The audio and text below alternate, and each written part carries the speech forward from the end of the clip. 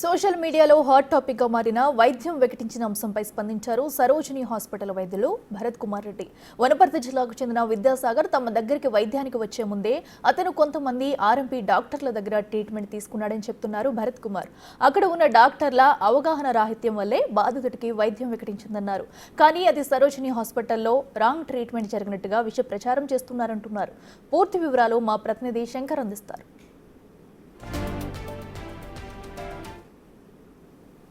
వనపర్తి జిల్లా కొత్తకోట మండలానికి చెందినటువంటి విద్యాసాగర్కు వైద్యం వికటించడం ద్వారా అతని కాలుకు రకరకాలుగా శస్త్రచికిత్సలు చేశారు.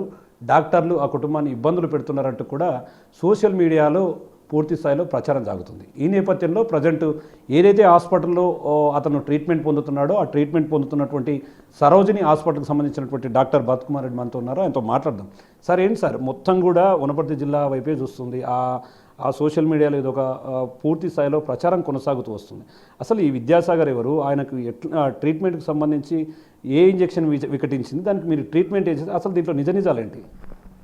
నమస్కారం అండి, నేను డాక్టర్ భరత్ కుమార్ రెడ్డి. ఆ అబ్బాయి విద్యాసాగర్ నడుము నొప్పితో బాధపడుతున్నాడు సార్ చాలా రోజుల నుంచి. అయితే ఎక్కడెక్కడ ట్రీట్మెంట్ తీసుకుంటున్నాడో మనకు తెలియదు. మన దగ్గరికి అయితే వచ్చిండు. చాలా రోజుల నుంచి నొప్పి ఉంది అంటే మనం కూడా ఒక ఇంజెక్షన్ ఇచ్చినాం, నడుముకి ఇంజెక్షన్ ఇచ్చినాం. ఆ ఇంజెక్షన్ మనమే ఫస్ట్ ఇచ్చినామని లేదు సార్, వాళ్ళు బయట కూడా ఆల్రెడీ ప్రీవియస్గా ఆ అబ్బాయికి ట్రీట్మెంట్స్ నడుస్తున్నాయి. ఇంటి పక్కల సిస్టర్లతో, సునీత అనే అమ్మాయితో ట్రీట్మెంట్ నడుస్తుంది, దగ్గరలో ఉన్న ఆర్ఎంపీలతో కూడా ట్రీట్మెంట్ నడుస్తుంది. సో ఇంజెక్షన్ ఎవరు ఫస్ట్ చేశారనేది క్లారిటీ లేదు. కాకపోతే రిజిస్టర్డ్ హాస్పిటల్ మన దగ్గర జరిగింది కాబట్టి వాళ్ళు ఆ ఇంజెక్షన్ అయిన తర్వాత అక్కడ అన్ఫార్చునేట్లీ ఆ అబ్బాయికి షుగర్ ఉండడం, అది తెలియకపోవడం, దానిలో అది అక్కడ గడ్డ అవ్వడం, అది ఆ ఇంజెక్షన్ వల్లే అయిందని వాళ్ళు అనుకోవడం, నెగిటివ్ థాట్లో రావడం, తర్వాత మమ్మల్ని కరెక్ట్గా అప్రోచ్ కాకపోవడం, అది బాగా ముదిరిన తర్వాత అన్ని హాస్పిటల్ తిరిగి వచ్చి ఎవరు చేతులు పట్టుకోకుంటే లాస్ట్కి 7th డే నా దగ్గరికి రావడం. క్రిటికల్ స్టేజ్లో ఉన్నాడు సార్ అబ్బాయి, సెప్టిక్ షాక్లో వచ్చింది నా దగ్గరికి.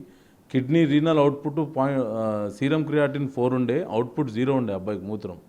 నేను ఆ రోజు ఆ అబ్బాయిని చావు బతుకుల మధ్యలో పట్టుకున్న ఆ అబ్బాయిని మొత్తం బయటికి తీసుకొచ్చుకున్నాం. నెక్స్ట్ డే మార్నింగ్ ఇమీడియట్గా సర్జన్ని పిలిపించి డాక్టర్ పిబిఎన్ భాస్కర్ అని గద్వాల్లో సీనియర్ సర్జను, సార్ని పిలిపించి ఆ ఇన్ఫెక్షన్ మూడు చూపిస్తే సార్ ఇమీడియట్గా థియేటర్లోకి తీసుకొని పేషెంట్ అటెండర్స్ అందరినీ పిలిపించి వాళ్ళ అన్నలు, వాళ్ళ వదినలు, వాళ్ళ భార్య అందరి సమక్షంలో వాళ్ళ కౌన్సిలింగ్ ఇచ్చి అంతా అయిన తర్వాతనే పేషెంట్ని థియేటర్లోకి తీసుకున్నాం సార్.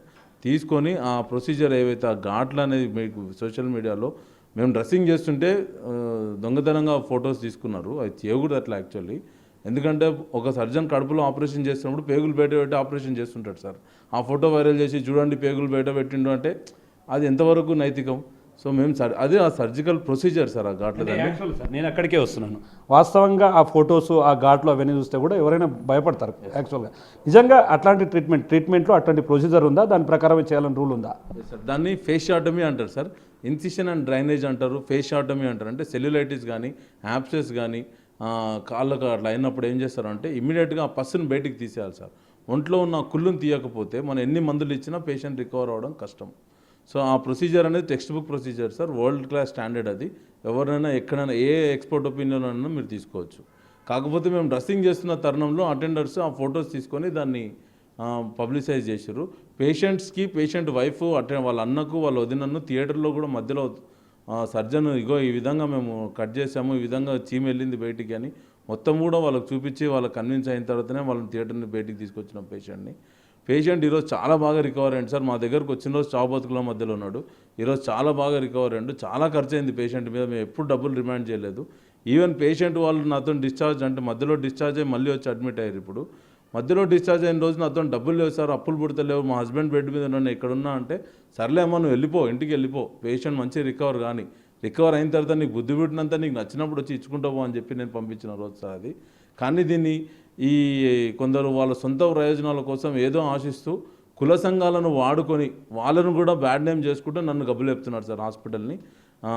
కుల సంఘాలను బేసిక్గా టార్గెట్ చేసి వాళ్ళు ఏంటంటే వాళ్ళు ఇన్వాల్వ్ అయితే డాక్టర్లు భయభ్రాంతులకు గురై వాళ్ళు ఏదో అవుతారు అన్న దాంతోన చేస్తున్నారు. కాకపోతే కుల సంఘాలకు కూడా తప్పుడు ఇన్ఫర్మేషన్ ఇచ్చి వాళ్ళని కూడా మా మీద గుసగొలుపుతున్నారు సార్. అంటే ఇంకో విషయం అంటే వాస్తవంగా ఎవరైతే మీరు చెప్తున్నారో వాస్తవంగా మేము అడగడానికి వస్తే మాపై తిరిగి కేసులు పెట్టించారు, ఇట్లాంటి వాదనలు కూడా వినిపిస్తున్నాయి. అసలు నిజంగా అంటే వాళ్ళు ఏం చేశారు, మీరు దీనికి సంబంధించినట్టు సమాచారం పోలీసులకు ఇవ్వడం ఇదంతా ఎట్లా నడిచింది సార్? వాళ్ళేమో మా మీద కక్షపూరితమైనటువంటి కేసులు చేశారంటూ కూడా ఆరోపిస్తున్నారు. దాని మీద మీరేం చెప్తారు? సార్ యాక్చువల్గా పేషెంట్ నైట్ డిశ్చార్జ్ అయ్యారు సార్ మా దగ్గర ఇక్కడ. అదే చెప్పిన మీరు కావాల్సే పేషెంట్ అటెండర్తో కూడా మాట్లాడుకోవచ్చు. మేము డబ్బులు అసలు బలవంతం చేయలేదు వాళ్ళను. ప్రశాంతంగా ఇంటికి వెళ్ళండి, రికవర్ కాండి, అన్ని తర్వాత చూసుకుందాం కానీ అని కూడా పంపించిన. కానీ మళ్ళీ రోజు పొద్దున అక్కడ కొందరు వ్యక్తులు, అంటే వీళ్ళ కుటుంబంతో సంబంధం లేని కొందరు వ్యక్తులు, మా కొత్తకోటలో ఉన్న మా కొలీగ్ నా బాలకృష్ణ అనే అబ్బాయి అక్కడ ఆ బ్రాంచ్ మేనేజ్మెంట్ తర్వాత ఓనర్ ప్రొప్రైటర్ పిల్లాడు అది నడుపుతుంటే ఆ పిల్లగాన్ని పోయి నీ హాస్పిటల్లో ఇంజెక్షన్ చేశారు, నీ వల్లనే మొత్తం జరిగింది, ట్రీట్మెంట్ మొత్తం నువ్వే చేయాలి, డబ్బులు మొత్తం నువ్వే భరించాలి, ఫాలోఅప్ మొత్తం నువ్వే చేయాలి, 1 సంవత్సరం మొత్తం ఆ పిల్లగాన్ని నువ్వే పోషించాలి అంటే ఈ అబ్బాయి నేను ఏదైనా చేసి ట్రీట్మెంట్ చేస్తాం, పేషెంట్ నడిపించే బాధ్యత మేము తీసుకుంటాం, కానీ సంవత్సరం అంతా పోషించే బాధ్యత మా చేత కాదు, మీరు దయచేసి మమ్మల్ని అర్థం చేసుకోండి, ట్రీట్మెంట్ వరకు ఎంత దూరమైనా మేము సహకరిస్తాం, ఆ పుండు వల్ల జరిగే డ్యామేజ్ ఏదున్నా మేము రికవర్ చేసి పేషెంట్కి మంచి చేసే బాధ్యత నాదైనా అబ్బాయి ఒప్పుకున్న తర్వాత కూడా సంవత్సరం మొత్తం నువ్వే మెయింటైన్ చేయాలి ఆ పిల్లగాన్ని వాళ్ళ ఫ్యామిలీని అని భయపెట్టడంతో ఈ పిల్లాడు భయపడిపోయి వాళ్ళకు స్టేషన్లో వెళ్ళి కంప్లైంట్ చేయడం జరిగింది సార్. వాళ్ళ ముందు అంటే ధర్నాలు చేస్తాం, గొడవలు చేస్తాం, బాడీని తెచ్చి హాస్పిటల్ ముందర పెడతామంటే ఆ అబ్బాయి భయపడిపోయి ఏం చేయాలో తోచక ఎస్ఐ గారితో ప్రొటెక్షన్ కోసం పోయి పిటిషన్ ఇవ్వడం జరిగింది సార్. నా తర్వాత పరిణామాలు ఏంటి అనేది కూడా ఆ అబ్బాయి కూడా ఇన్వాల్వ్మెంట్ లేకుండానే జరిగిపోతున్నాయి సార్. సార్ ఇప్పుడు ఓవరాల్గా ప్రజెంట్ ఆ పేషెంట్ పరిస్థితి కండిషన్ ఏ విధంగా ఉంది, ఇంకెన్ని రోజులు ట్రీట్మెంట్ పట్టేటట్టు ఉంది, అక్కడ చేసినటువంటి ఆ సర్జరీకి సంబంధించి ఆ పుండ్లు గాయాలని కూడా ఏ రూపు మాలే అవకాశాలు ఉన్నాయి, ఓవరాల్గా ఈ ఇన్సిడెంట్కి సంబంధించి మీరేం చెప్పాలనుకుంటున్నారు? సార్ పేషెంట్ వచ్చినప్పటికీ ఇప్పటికీ 90% క్యూర్ అయిపోయింది సార్. 10% అంటే మీరు చూస్తున్నారు కదా సార్, 14 ఘాట్లు ఉన్నాయన్నది, ఆల్మోస్ట్ 12 ఘాట్లు మొత్తం క్లోజ్ అయిపోయినాయి సార్. ఇంకా 2 ఘాట్లు ఉన్నాయి, వాటిలో డిశ్చార్జ్ ఇంకా ఉంది ఆ అబ్బాయికి. ఎందుకంటే డినోవో డయాబెటిక్ ఉన్నాడు కాబట్టి ఉండు మాండడానికి కొద్దిగా టైం పడుతుంది. స్టిల్ మేము ఇంకా ఏమైనా పాకెట్స్ ఉన్నాయేమో అని చూడడానికి కూడా ఫర్దర్ ఇన్వెస్టిగేషన్స్ ఎంఆర్ఐస్ కూడా పంపించినాం ఆ బాబుని. ఆ ఎంఆర్ఐ రిపోర్ట్స్ రాగానే నెక్స్ట్ సర్జన్తో ఒపీనియన్ తీసుకొని నెక్స్ట్ డిబ్రైడ్మెంట్ ఏమైనా చేయాలంటే కూడా నెక్స్ట్ ప్రొసీజర్ కూడా మేము రెడీగా ఉన్నాం. ఆ అబ్బాయిని నాకు తెలిసి అంతా బాగా జరిగితే 10 రోజుల లోపల ఆ పిల్లవాడు నార్మల్ లైఫ్ డ్యూటీకి వెళ్ళిపోయే పరిస్థితికి తీసుకొచ్చే అవకాశాలు 100% ఉన్నాయి సార్. చూస్తున్నాం ఓవరాల్గా నిన్న మొన్న జరిగినటువంటి ఈ వ్యవహారం అంతా కూడా సోషల్ మీడియాలో ప్రచారం కావడం, ఇదంతా కూడా ఫేక్ ప్రచారం అంటున్నాడు డాక్టర్ భరత్ కుమార్ రెడ్డి. అదేవిధంగా మేము ఎవరైతే మా దగ్గరికి పేషెంట్గా వచ్చాడో అతనికి అన్ని విధాలా కూడా పూర్తి స్థాయిలో ట్రీట్మెంట్ అందిస్తున్నాం, గతంలో జరిగినటువంటి తప్పులను పూర్తి స్థాయిలో సరిచేస్తూ అతనికి ట్రీట్మెంట్ అందిస్తున్నాం, ముఖ్యంగా అతని డబ్బుల కోసం డబ్బులు డిమాండ్ చేస్తున్నాం, అతని కుటుంబాన్ని ఇబ్బంది పెడుతున్నామని వస్తున్నటువంటి వార్తల్లో అవాస్తవం ఉంది, డాక్టర్లకు ప్రజలకు మధ్య ఇలాంటి వార్తలు పూర్తి స్థాయిలో గ్యాప్ను పెంచుతాయి అంటూ ఆయన చెప్తున్నారు. మరో వారం రోజుల్లో కూడా ఎవరైతే పేషెంట్ ఉన్నారో అతనికి ఇప్పుడున్నటువంటి ట్రీట్మెంట్ ప్రకారం మరో వారం రోజులు అతను పూర్తి స్థాయిలో కోలుకొని అందరి మధ్య తిరుగుతాడని చెప్పి కూడా సరోజిని హాస్పిటల్కి సంబంధించినటువంటి డాక్టర్ భరత్ కుమార్ రెడ్డి చెప్తున్నటువంటి పరిస్థితి కనిపిస్తుంది. ఇది ఓవరాల్గా ఇక్కడ అప్డేట్. కెమెరా పర్సన్ నగేష్తో శంకర్గౌడ్, బిగ్ టీవీ, పెబ్బేర్ నుండి.